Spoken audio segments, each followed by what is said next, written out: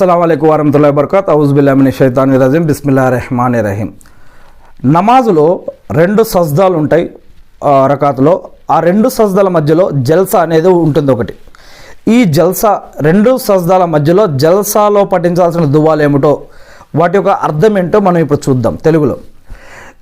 దీంట్లో రబ్బిక్ ఫిర్లీ అని చదువుతాం. దీని యొక్క అర్థం ఏమిటి అంటే, ఓ నా ప్రభు నన్ను క్షమించు, ఓ నా ప్రభు నన్ను క్షమించు అనే దీని యొక్క అర్థం. ఇక అదేవిధంగా ఇంకొక దువా కూడా ఉంది. అదేమిటంటే అల్లాహుమ్మక్ ఫిర్లీ అనేటువంటి దువా ఉంది.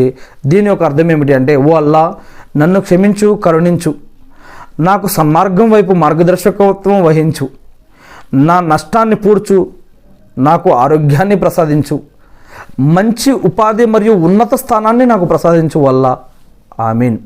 దీని యొక్క అర్థం. ఇక తర్వాత 2 సజ్దాల జల్సా తర్వాత మనం